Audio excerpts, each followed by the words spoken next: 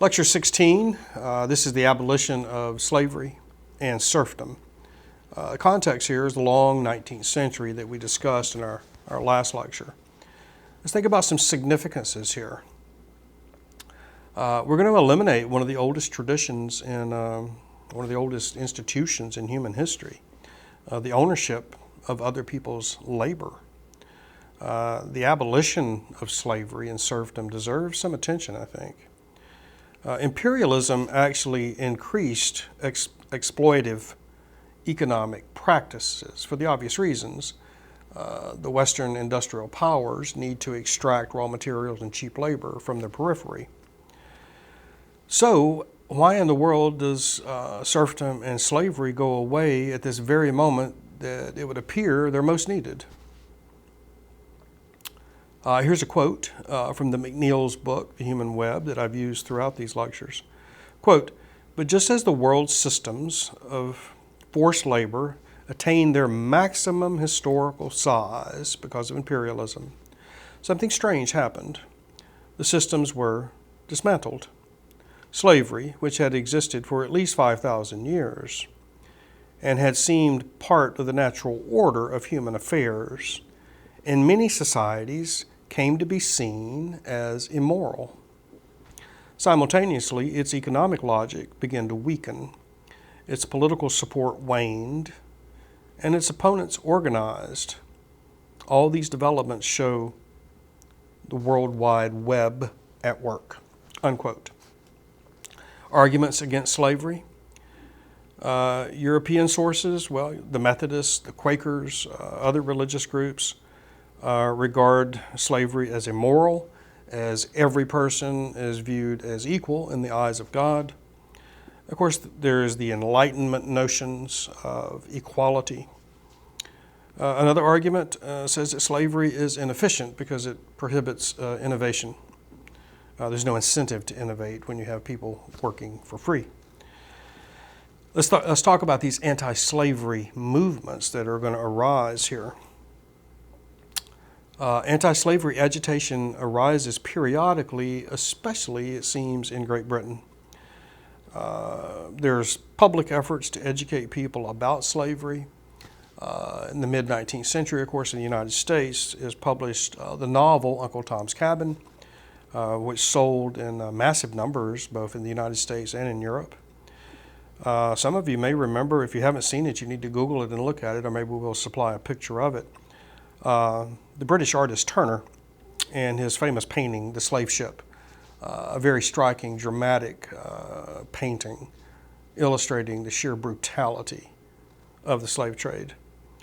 And of course, there are organized boycotts against slave-produced commodities like sugar, for instance. And of course, the French Revolution argued against slavery.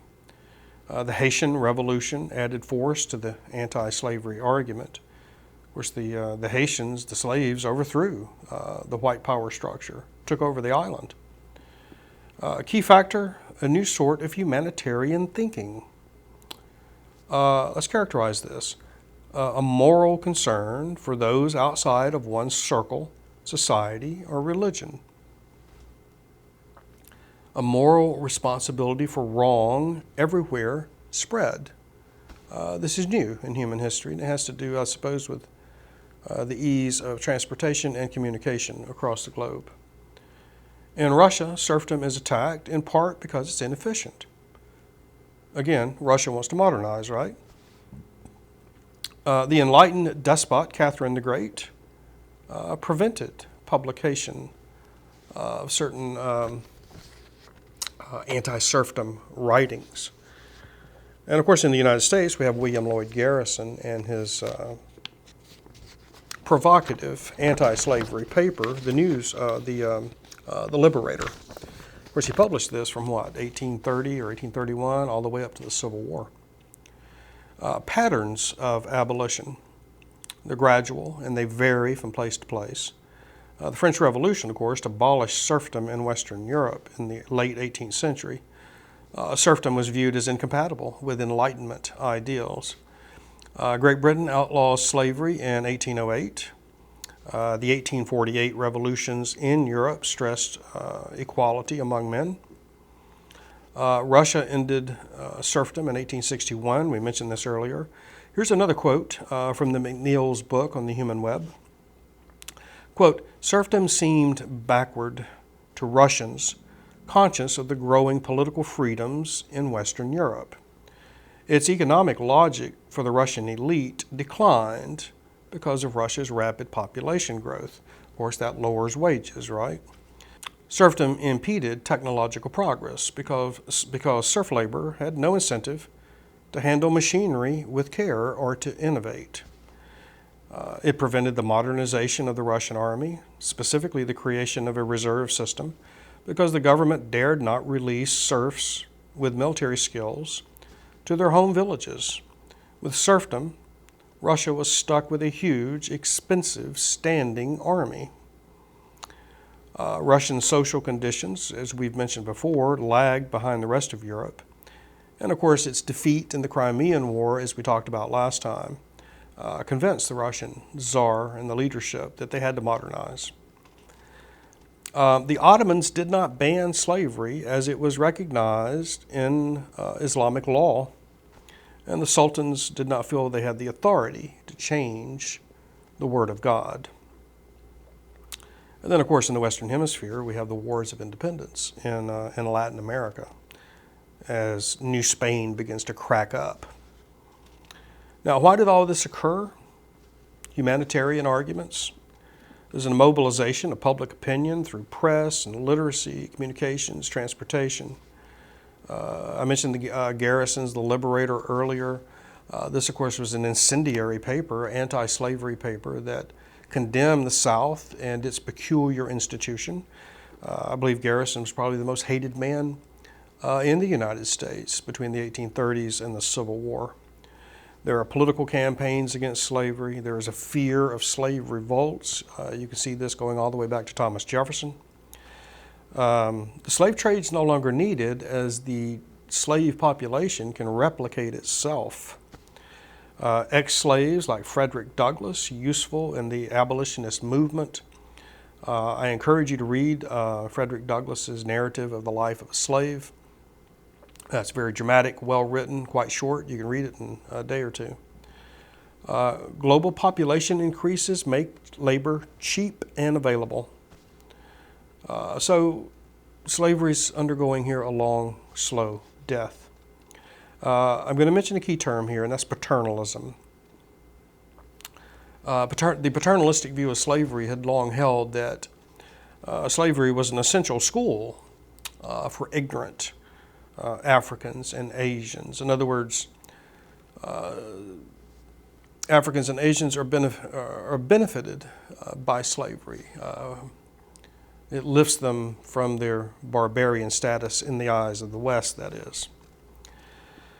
This paternalistic school said that emancipation, therefore, could be a disaster, as such peoples were not capable of self-government or of individual responsibility. So you can see at the heart of paternalism is this immense cultural arrogance. And of course, remember Lincoln's Emancipation Proclamation. This had the wider effect of chilling any notion that the English or the French had to come in on the side of the Southern Confederacy, because they would be supporting a slave state. Slavery in Brazil ends in 1882, and of course Brazil had consumed millions of slaves over 4 centuries. 4 consequences of abolition. What happens when slavery ends? Well, you have apprentices, you have way stations for slaves. A few slaves get land after emancipation. Russian serfs get some land with redemption payments. Serfs are tied to their villages until these payments are made. Russian peasants' protests continue into the 20th century. Racism increases in the U.S. after emancipation. All you have to do is Google Jim Crow on your computer, and you will see sort of rampant racism as African Americans are depicted in sort of gross stereotypes. Racism is less virulent in Latin America. Some people have pointed out that with abolition, there are sort of new manifestations of slavery. Orphans in Brazil, in the Belgian Congo, you have the indigenous workers mutilated by the Belgian colonists and their desire to extract rubber from the rubber trees in the rainforest. You have harsh sharecropping systems in the American South and elsewhere. Sharecropping creates an indebtedness that ties the workers to the farm or to the plantation. And of course, textile mills are going to recruit Asian workers in the Pacific region. New sources of labor. We have streams of immigrants willing to make up the losses of slaves. And of course, these huge numbers of workers keep wages down. World opinion continues against slavery. There's a great deal of publicity about the brutality in the Belgian Congo. Of course, white slavery equals prostitution. And a new kind of world opinion is available to pursue injustices. We talked about these emerging NGOs in our last lecture. Even today, Amnesty International is a 20th century manifestation of organizations determined to end injustices like slavery. So, a brief survey of the abolition of slavery and serfdom. Thank you.